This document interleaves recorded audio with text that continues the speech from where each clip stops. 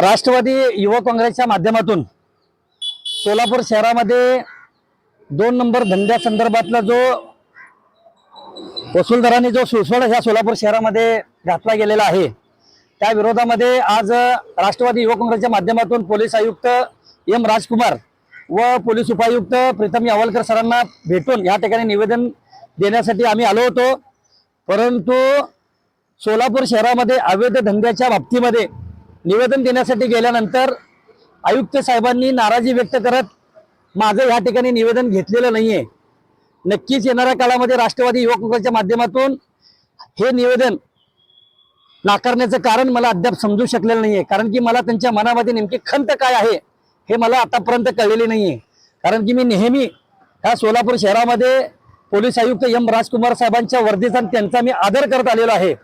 परंतु 2 नंबर धंद्याच्या विरोधातली हे निवेदन न घेणं आणि त्यांचा जो वसूलदार जो आहे पोलीस आयुक्त कार्यालयाच्या नावाने या सोलापूर शहरामध्ये दर महिन्याला करोडो रुपये गोळा करतो, त्याच्या विरोधातलं निवेदन न घेणं म्हणजे हे लोकशाहीला घाला घालणार आहे असं मी समजतो।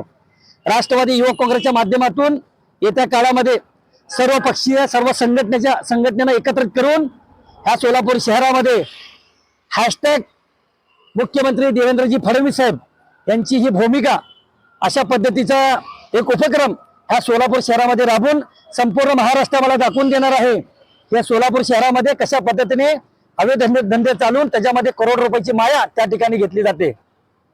त्यानंतर सन्माननीय पोलीस उपायुक्त प्रीतम यावलकर सरांनी एक चांगल्या पद्धतीची भूमिका घेत त्यांनी निवेदनाची दखल घेतली, त्यांनी माझी सगळी बाजू ऐकून घेतली। कारण की मी त्यांना आल्यापासून मी त्यांना एकच विनंती करतोय की मी तुमच्या विरोधात नाही ना तुमच्या वर्दीच्या विरोधात नाही, सोलापूर शहरातील प्रत्येक पोलीस बांधव हा माझ्या एक आदराचा केंद्रबिंदू आहे म्हणून मी आतापर्यंत काम करत आलेलो आहे। परंतु दरोडेखोर वसूलदारांच्या विरोधामध्ये या ठिकाणी माझी लढाई आहे।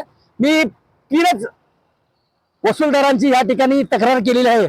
पहिला आहे बाळासाहेब रामदास गायकवाड, पद एएसआय वाचक शाखा म्हणून तो या ठिकाणी नाही का करोड रुपये मटक्याच्या माध्यमातून अनेक 2 नंबर धंद्याच्या माध्यमातून करोड रुपये ते गोळा करत असतात।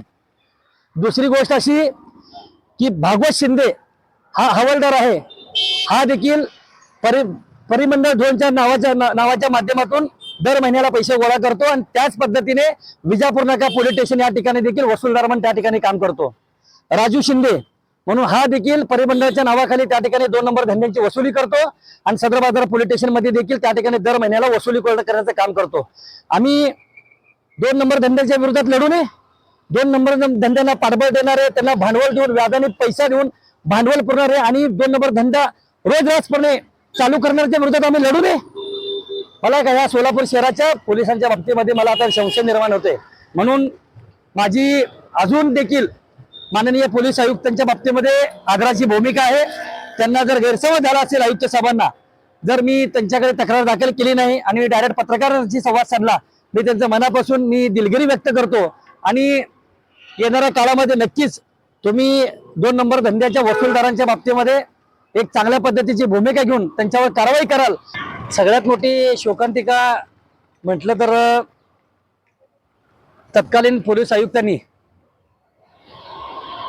बाळासाहेब रामदास गायकवाड एएसआय वाचक शाखा म्हणून या ठिकाणी नेमणूक ज्या अधिकाऱ्याची आहे ते 2 नंबर धंद्याचे वसूलदार म्हणून या सोलापूरचा कॅप्टन म्हणून त्यांची ओळख आहे, त्या व्यक्तीला तत्कालीन पोलीस आयुक्तांनी बडतर्फ केलं गेलं होतं। परंतु राजकीय लोकांच्या दबावापोटी करोड रुपये खर्च करून तो बडतर्फ झालेला अधिकारी पुन्हा एकदा सेवेमध्ये येतो आणि ह्या सोलापूर शहरामध्ये पुन्हा एकदा वसूलदार म्हणून जर काम करत असेल तर हे सोलापूरसाठी लज्जास्पद गोष्ट आहे। कारण की ह्याच्यामध्ये नक्कीच कळतंय की यामध्ये काहीतरी काळबेळ आहे।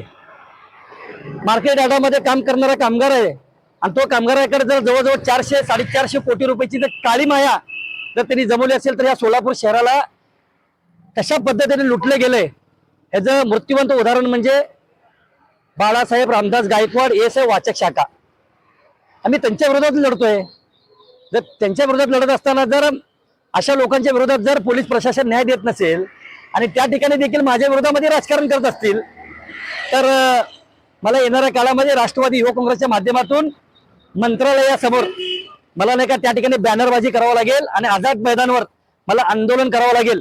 आतापर्यंत या देशामध्ये कधी नागडं आंदोलन झालं नाही. मी मंत्रालयाच्या बाहेर आणि आझाद मैदानाच्या बाहेर नागडं आंदोलन केल्याशिवाय राहणार नाही.